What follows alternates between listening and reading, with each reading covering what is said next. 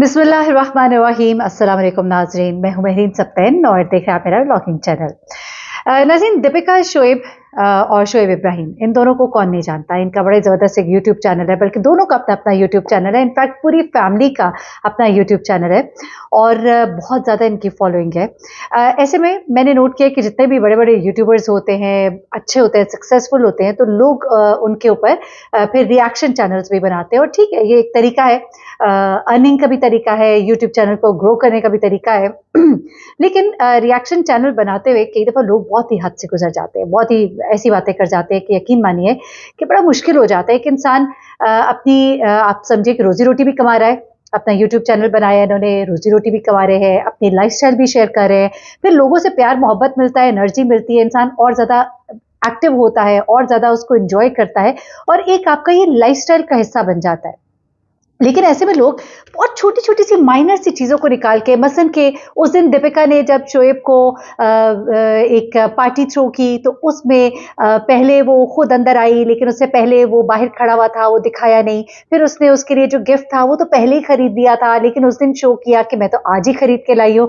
यानी कि समझ नहीं आता कि आप लोग कहाँ से इतनी नेगेटिविटी अपने जहन में ले आते हैं और ऐसी गलत गलत चीज़ों के ऊपर। मतलब इतना खूबसूरत इंटरव्यू दीपिका ने दिया, मुझे बहुत ही अच्छा लगा।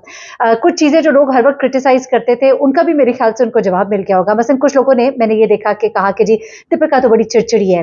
भाई चिड़चिड़ी नहीं है, बल्कि मुझे लगता है कि वो बहुत लाइवली है, बहुत जॉली है और जिस फेज से वो गुजर रही है, क्योंकि देखिए इस फेज से हमारी सारी खवातीन जो माएँ हैं वो गुजरती हैं इस फेज से।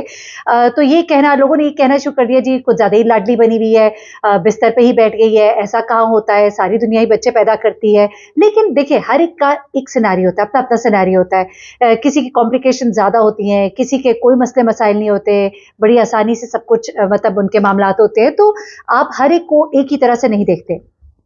वो अपना लाइफस्टाइल शेयर कर रही है, आपने कुछ अच्छा भी निकाले ना बीच में से, लेकिन हमेशा गंद ही निकालना है। अच्छा, अब होता क्या है कि जनाब लोगों ने बहुत ज़्यादा पीछे क्रिटिसाइज़ करना शुरू किया हुआ, तो जब ये इसका इंटरव्यू मैंने देखा तो इसने अपने इंटरव्यू के बीच में बहुत सी बातें शेयर की। मसलन इसने बताया कि मैं बहुत लड़ती हूँ शोएब के साथ। तो चले ठीक है, अब लोग जो है वो शुरू हो गए, जनाब देखा हम नहीं कहते थे कि वो बड़ी लड़ाकी है, लेकिन उसने ये भी कहा कि एक तो मेरा फेज ऐसा गुजर रहा है कि मैं छोटी छोटी बातों पर बहुत सेंसिटिव हो जाती हूँ, और उसके बाद ये कि मियाँ बीवी के दरमियान नोकझोंक तो होती है।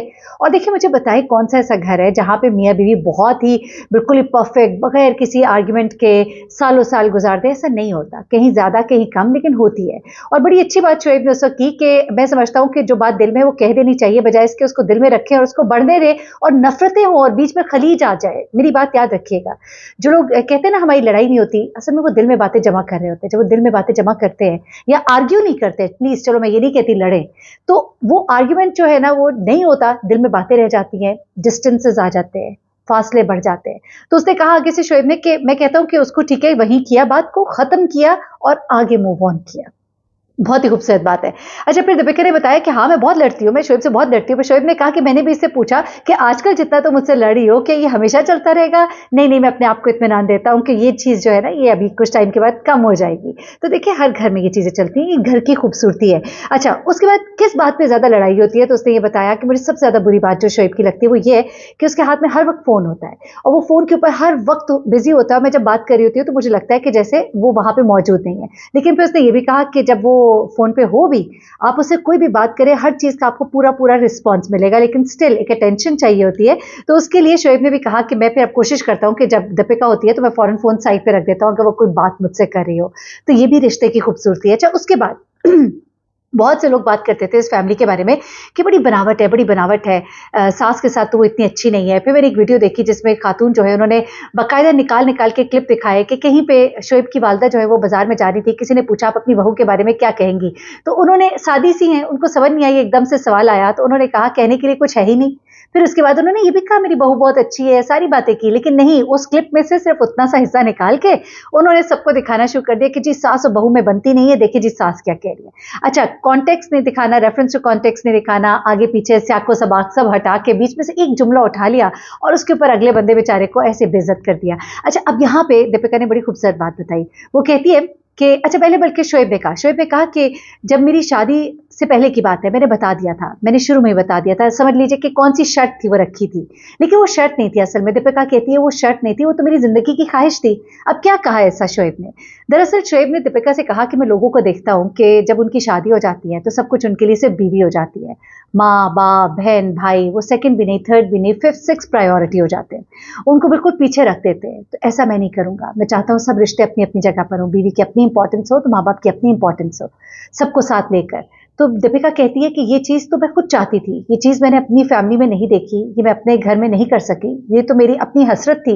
मैं जब इनके घर में आई तो कहती है कि उन्होंने मुझे इतना प्यार दिया, मुझे वाक़ईतन बेटी की तरह समझा। तो ये कहती है कि मैं ये बात कहने को नहीं कह रही, इनकी वालदा ने, शोएब की वालदा का जिक्र किया कि उन्होंने मुझे इतना प्यार दिया कि मैं अगर ये कहूँ कि मैंने अगर कोई चीज़ें ठीक करने की कोशिश की हो तो उन्होंने 2 कदम आगे बढ़ के ठीक की। उन्होंने चीज़ों को बहुत बेहतर और मेरे लिए आसान किया कि मैं उनके साथ इतना मैंने वक्त गुजारा है। वो कहती हैं कि मैंने सबा, अपनी सास, इनके साथ मैंने बहुत वक्त गुजारा है साथ और एक घर में। तो हमारा जो एक अंडरस्टैंडिंग एक दूसरे के लिए बड़ी बढ़ गई। और वो ये भी कहती है कि मैं तो, मुझे लगता है कि ऐसे लगा कि जैसे हर चीज़ अपनी जगह पे खुद ब खुद फिट हो गई। मैं तो खुद ऐसा एक घर चाहती थी, तो मुझे ऐसा घर अल्लाह ने दे दिया। अच्छा एक बात आपको बताऊँ दीपिका के बारे में सब जानते हैं कि उन्होंने शोएब से शादी के लिए इस्लाम कबूल किया। फिर उसके बाद उन्होंने अपने आप को बिल्कुल उनके रंग में ढाल दिया, उन्हीं के अंदाज में, उनके घर वालों के साथ उसी अंदाज में रहना, उसी अंदाज में बैठना, खाना पीना, ये भी बड़ी बात होती है। लेकिन उसने इस बात का इकरार भी किया कि शादी के शुरू में प्रॉब्लम्स आई, प्रॉब्लम्स आती हैं। तो ऐसे नहीं होता कि कोई इतना परफेक्ट होता है कि आप बस देखिए वो क्योंकि सास भी कभी बहू थी, वो ड्रामा होता है ना, और उसके अंदर आप देखते हैं सब कुछ इतना परफेक्ट होता है, लेकिन फिर वहाँ पे बहुत से ऊपर नीचे चीज़ें होती हैं। इसी तरह एक घर के अंदर बहुत सी चीज़ें ऊपर नीचे होती हैं। तो उसने बताया, उसने कहा कि जब शुरू में चीज़ें जो है इस तरह की हुई तो बीच में ब्रिज बने शोएब, यानी कि एक मर्द का जो किरदार होता है, जो मैं हमेशा कहती हूँ कि एक औरत कहीं और से आती है, उसका एक अपना एनवायरनमेंट होता है, सास जो पहले से अपना एक घर चला रही होती है, उधर एक नए बंदे का एडिशन होता है, अपने अंदाज से काम करने की आदत होती है, कोई नया बंदा आता है। तो ऐसे में वो कहती हैं कि शोएब जो है वो ब्रिज बने, और शोएब ने उन चीज़ों को इतने अच्छे से हैंडल किया कि चीज़ें जो है वो फिर मैटर ही नहीं की, और फिर सास ने मेरी 2 कदम हमेशा आगे बढ़कर हर चीज़ को संभाला। तो बहुत प्यार मोहब्बत के साथ चीज़ें जो है वो जुड़ती चली गई। अच्छा फिर वो ये कहती है कि जिस तरह लोग बहुत बातें करते हैं कि शादी से पहले उन्होंने बड़ी डेटिंग की और बहुत ही घुमा फिरा करते थे, ये सब कुछ, तो वो बताते हैं खुद कि हम तो अपने दौर के, अपने टाइम के सबसे सख्त फेज से गुजर रहे थे, और इस फेज से गुजरते हुए हमें कोई इस चीज़ का तो होश ही नहीं था कि हम कोई डेट पे जा रहे हैं। हम साथ काम करते थे, काम करने के बाद हमारी एक बहुत अच्छी दोस्ती थी, हम ड्राइव पे जाते थे, हम आपस में बातें करते थे और हम बहुत सी चीज़ें शेयर करते थे, और चीज़ें शेयर करने के बाद हम एक दूसरे के साथ एक दूसरे को कंसोल करते थे।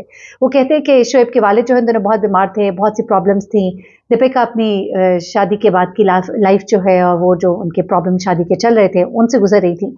तो उन चीज़ों के दरमियान जो है ये एक दोस्ती जो डेवलप हुई और एक दूसरे के ऊपर डिपेंडेंसी, और फिर होते होते बात शादी तक पहुंची। और वो भी जो लोग कहते हैं ना कि जी अभी वो अपने रिश्ते में थी, शादी में थी, तब इनका मिलना जुलना शुरू हुआ, तो वो चीज़ें भी बिल्कुल गलत है, क्योंकि शादियों से तो उनकी खत्म हो चुकी थी।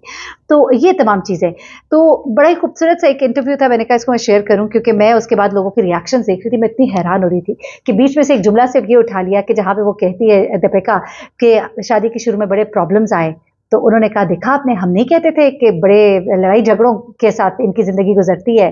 फिर उन्होंने कहीं बोला कि मैं शोएब से लड़ती हूँ, बहुत लड़ती हूँ, मैं तो बहुत लड़ती हूँ, उसको चला दिया 6-6 बार करके, वो जैसा होता है ना स्टार प्लस पे 6-6 बार एक ही जुमला रिपीट करना, तो उसको दिखा के कह दिया कि जी देखे बहुत लड़ती है बेचारा शोएब, उसकी ज़िंदगी अजियत बना के रख दी है, वो तो बेचारा कानों को हाथ लगाता है, हाथ जोड़ता है। लेकिन ये नहीं सुनवाया कि शोएब ने उसके बाद क्या कहा कि हाँ, और हम इस चीज़ को, अच्छा एक बड़ी खूबसूरत बात कही, इसी बात के साथ मैं बात को ख़त्म करूँगी, कि उसने कहा कि आप लोगों के इम्परफेक्शन को, जिनसे आप प्यार करते हैं ना, उनके इम्परफेक्शन से भी, यानी कि उनकी खामियों से भी आप प्यार करें, फिर आपका प्यार बढ़ता है। आप उनकी खामियों को भी एक्सेप्ट करें और खामियों के साथ उसको एक्सेप्ट करेंगे तो फिर आप लोग का प्यार बढ़ेगा। आपको पता होगा अच्छा हाँ भाई ये इसमें की चीज़ है, ठीक है, मुझे फिर भी इससे प्यार है, और जो इसमें बुराइयां हैं उसको आप अपनाएं, ठीक करने की कोशिश करें और अपनाएं भी। हर चीज़ ठीक नहीं हो सकती है, लेकिन जो उसकी अच्छाइयां हैं उनको ज़्यादा सोचें, उन पर फोकस करें, think positive, positive will happen. अपना बहुत ख्याल रखिएगा, दुआ में याद रखिएगा। अल्लाह हाफ़िज़।